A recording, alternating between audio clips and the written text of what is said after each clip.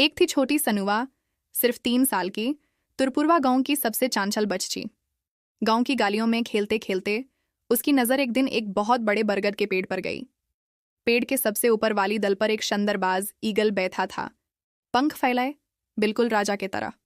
सनुआ की आंखों में चमक आ गई और वो बिना दारे पेड़ पर चढ़ने लगी। जैसे ही वो बाज के करीब पहुंची, वो बाज बोल पड़ा, ओ छोटी परी, क्या तुम मेरे साथ घूमने चलोगी? सनुआ खुशी से बोली, हाँ, मैं कोलकाता जाना चाहती हूँ। मैंने हावड़ा ब्रिज और जू की तस्वीर देखी है। बाज हंस कर बोला, तो फिर आज तुम मेरे पिठ पर बैठ जाओ। सनुआ बाज के पिठ पर बैठी और बाज ने अपने मजबूत पंख फैलाकर तुरपुरवा की हवाओं में उड़ान भरी।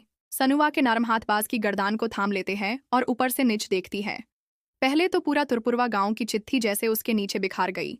खेत, मस्जिद, मदरासा, फरहन और उसकी बहनें नीच नजर आती हैं। सब नन्हे से लगते हैं। बाज तेज उड़ता हुआ पहले बक्सर स्टेशन की तरफ ले जाता है। सनुवा प्लेटफॉर्म की भीड़, इंजन की सीटियां और लोगों की चहल पहल देखती है। फिर पटना शहर की तरह बढ़ते हैं। बड़ा बाजार, ऊंची इमारतें, बड़े पुल, नदी के किनारे भगते लोग। सनुवा की आंखों में नई दुनिया की झलक उतर आती है।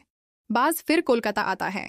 सबसे पहले सनुवा देखती है महान हावड़ा ब्रिज, लंबी लोहे की सीढ़ियां, बेहतरीन सूरत, नदी के ऊपर बिखरते चंदा के पानी जैसा। उसके बाद बाज ले चलता है विक्टोरिया मेमोरियल, सेफ्ट मार्बल की इमारत, बगीचे और फूलों की खुशबू। सनुवा खुश होकर बाज से पूछती है, और दिखाओ। आखिरी घूमने अलीपोरे जू पहुंचती है, जहां सनुवा रंग बिरंगे जानवर देखती है, बंदर, हाथी, शेर और बहुत सारे पंछी। बाज भी उससे दूसरे बाजुन का परिचय करवाता है। सनुवा मसरूफ हो जाती है, सब कुछ अपनी यादों में जामा करती है।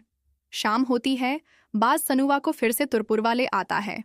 सनुवा पेड़ पर उतरती है, उसकी आंखों में सुख भरपूर सपने होते हैं। घर लौटकर फरहन, सैरा और मुस्कान को अपनी बातें सुनाती है।